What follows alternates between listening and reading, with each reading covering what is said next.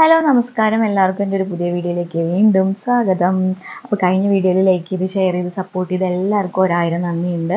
നിങ്ങളുടെ സപ്പോർട്ടാണ് എൻ്റെ ഒരു എനർജി എന്ന് പറയുന്നത്. അപ്പോൾ നിങ്ങളുടെ ഡൗട്ടും കാര്യങ്ങളൊക്കെ വീഡിയോ ആയിട്ട് ചെയ്യാനായിട്ട് എനിക്ക് വളരെയധികം സന്തോഷമുണ്ട്. മെസ്സേജ് അയച്ച എല്ലാവർക്കും 1000 നന്ദിയുണ്ട് കേട്ടോ.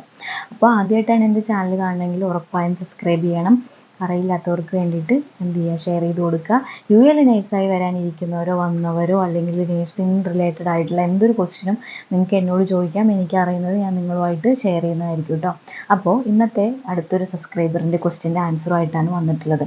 അതായത് സബ്സ്ക്രൈബർ ചോദിച്ചത് എന്ത് കഴിഞ്ഞാൽ DH എക്സാം നമുക്ക് 3-ൽ കൂടുതൽ എഴുതാൻ പറ്റുമോ എന്ന് ചോദിച്ചിട്ടുണ്ടായിരുന്നു. അപ്പോൾ അതിൻ്റെ ആൻസർ പറ്റില്ല.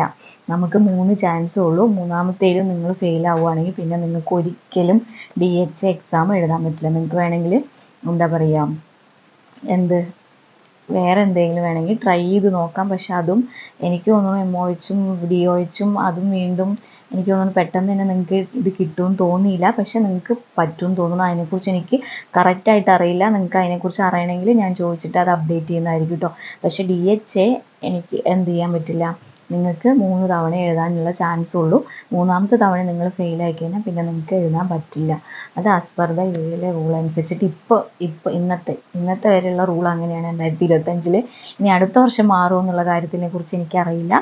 പക്ഷേ ഇങ്ങനെയാണ്. പക്ഷെ നമുക്ക് ഉറപ്പായും എന്ത് ചെയ്യാം, നന്നായിട്ട് വലുതായിട്ട് കുറേ പ്രിപ്പയർ ചെയ്യേണ്ട കാര്യങ്ങളൊന്നുമില്ല. എന്താ വെച്ചാൽ സിനാറിയോ ബേസുള്ള ക്വസ്റ്റ്യൻസുകളേ ഉള്ളൂ. പിന്നെ നമ്മൾ പഠിച്ച ക്വസ്റ്റ്യൻസുകൾ തന്നെയാണ് അവിടെ ചോദിക്കുന്നുള്ളൂ. നമ്മുടെ എന്ത് ചെയ്യുക, ബുദ്ധി പ്രയോഗിച്ചിട്ട് എന്ത് ചെയ്യുക, ആൻസർ ചെയ്യുക. പിന്നെ ടൈം മാനേജ്മെൻറ്റ് വളരെ ഒരു പ്രധാനമാണ്.